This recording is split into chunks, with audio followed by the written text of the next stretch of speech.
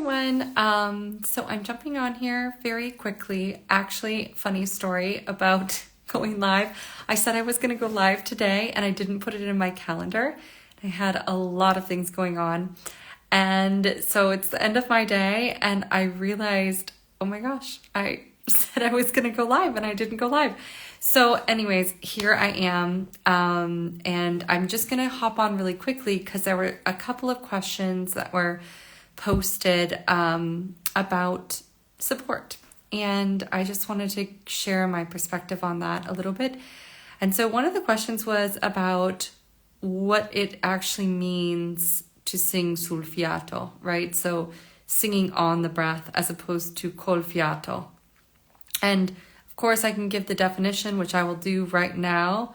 Obviously singing on the breath is singing on your support. Singing with the breath is kind of when you're with the sound and the breath going at the same moment through your vocal folds, as opposed to keeping the tension underneath your vocal folds, right?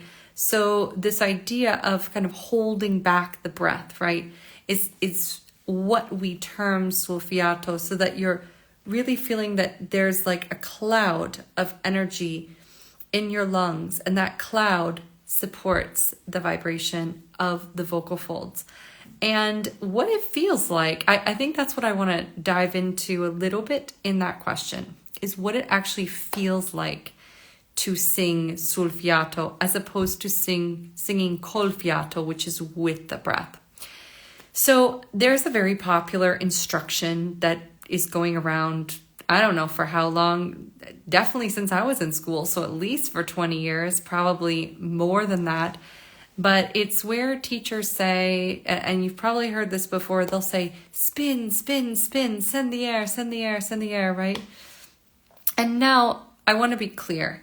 There are remedial instructions sometimes given to us at different points in our training to get something to coordinate correctly. So in that moment in time, what I'm about to say is not negating any of the wonderful teachers who do on occasion say this. But what can happen is then we understand that like what we've learned earlier in our training kind of sticks with us even though we've grown up. And so what we may have had to do as a process to, either decompress our phonation or anything like that a teacher would tell us, send more air or do something like this, it gets locked into our brain.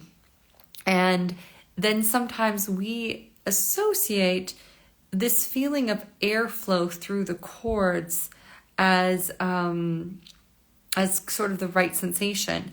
And when I say airflow through the chords, I want to be very clear that I don't mean breathy singing, because it's very common to have this feeling of singing with a lot of air through the sound, but that the sound is actually very strong. And this is sometimes what can happen with singing col fiato, right? So singing with the breath, is that the singer will have the sensation that they are making a really strong sound. The sound is very powerful, very present. But what they usually find is that they fatigue easily, and that's a key point. Fatigue easily, right? So just remember that. And also maybe parts of their range seem that, it could be the middle, could be the top, but some part seems like it has a hole in it. And that usually comes from pressure, okay? So wherever there's pressure, there's going to be a separation of the coordination of the registers, right? And you may even have the sensation that there's a lot of vibrato in the sound, right? So it's again, powerful to you as a singer. There's a lot of vibrato in the sound. You'll maybe think it's spinning, right? But you fatigue easily, and there's a little bit of a misdistribution of pressure throughout the registers. So you may have one register that feels really great, and then another one that just feels like something's going on, right? Now, don't get me wrong. There's always vocal fatigue. You could have that too, okay? So this is not just, a one idea for all of these symptoms, but if this is kind of the hallmark of your singing and this is what you feel, this is what singing with the air feels like. So now let's contrast this to singing on the air, okay? So singing sul fiato is with this feeling of buoyancy and expansion in the rib cage. And there's a correct pressure that is being given to the underside of the vocal folds. Not too much and not too little, right? So the cords can function exactly as they should. And when this happens, we have the feeling of the sound being outside of our bodies a little bit, okay? Meaning it doesn't feel like the source is kind of scrubbing on the vocal folds. The sound will, a lot of times, feel dome-like in nature, okay? Obviously for sopranos, that's different than for, a bass, but it's still going to have this kind of presence of almost like, I call it an orb of sound, okay? So this is the sensation that you will get when you are singing sul fiato. And so when you're working with support, when you're working with the breath, always kind of go back to these checks. Okay, do I feel like I'm sending air, right? Or supporting or overpressurizing, right? Like squeezing in on something. And so the vocal folds will seize up, right? And this will cause this misdistribution of pressure throughout the registers. So these are all things to look at.